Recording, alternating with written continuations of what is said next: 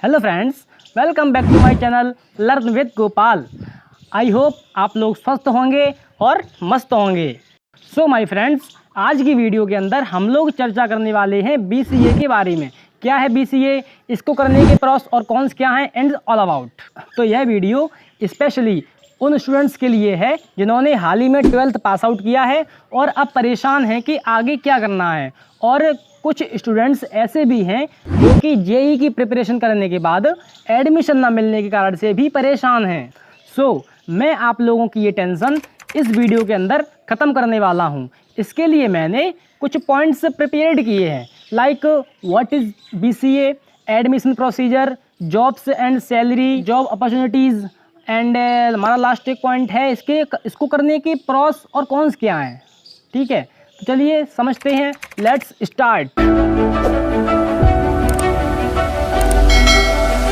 पहले तो हम समझ लेते हैं कि BCA क्या है।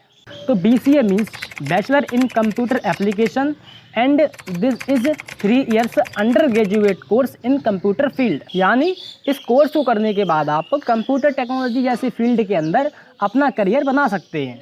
Now we will know admission procedure. तो BCA में एडमिशन यूजुअली 3 तरीके से होता है। तो चलिए हम पहला तरीका समझ लेते हैं। तो जो पहला तरीका है उसके अंदर आपका जो BCA में एडमिशन है वो आपके 12th के मार्क्स के बेसिस पर हो जाता है। एंड दूसरा तरीका है जिसमें आपके 12th क्लास के मार्क्स भी देखे जाते हैं, जो कि मिनिमम 45 to 50% होने चाहिए।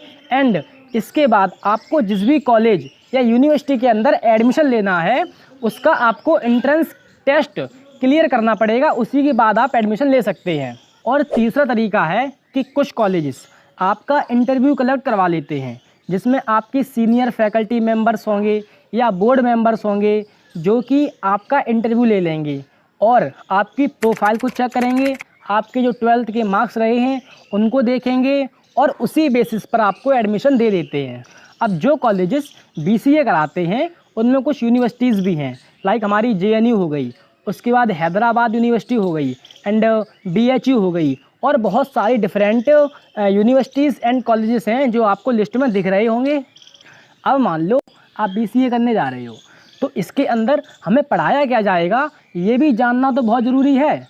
तो BCA के अंदर like C++, Java, Python, web development and बहुत सारे डिफरेंट टॉपिक्स पढ़ाए जाते हैं। अब हम बात करते हैं after BCA job and opportunities के बारे में। सो BCA करने के बाद आपको बहुत सारी जॉब अपॉर्चुनिटीज़ मिलती हैं, जिनमें से मोस्टली स्टूडेंट्स जो हैं वो टेक रिलेटेड जॉब को परस्यू करना चाहते हैं।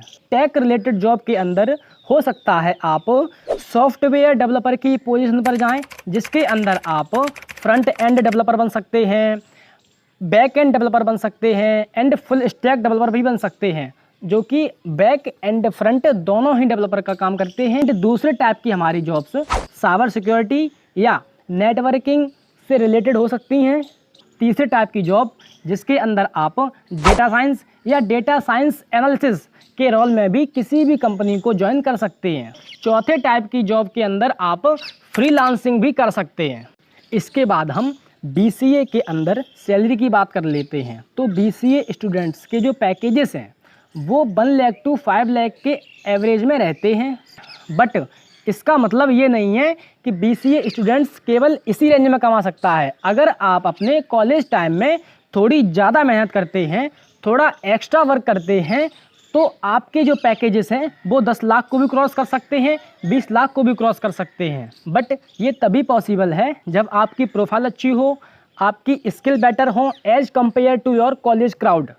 तो बस यही है कि अपने आप को पैकेज देखकर डिमोटिवेट नहीं करना है, बस करना है तो हार्ड एंड स्मार्ट वर्क। तो अब हम अपने last point pros and cons के ऊपर बात कर लेते हैं। तो BCA के अंदर जो कॉलेजेस की फ़ीस है वो 1.5 लाख से 2 लाख रुपए के एवरेज में रहती है। एंड BTech के अंदर IITs वगैरह में यही फ़ीस 10 से 12 लाख रुपए के एवरेज में रहती है। BCA करने का दूसरा फ़ायदा ये है कि इसकी जो कोर्स ड्यूरेशन है वो केवल 3 साल की है। एंड BTech के अंदर देखें तो BTech कोर्स की जो ड्यूरेशन है वो 4 साल की है। कॉन्स की बात करें तो माय फ्रेंड्स BCA कॉलेजेस के अंदर जो एनवायरनमेंट है वो इतना एक्टिव नहीं होता as compare to BTech colleges, and students में उतनी अवेयरनेस भी नहीं होती है।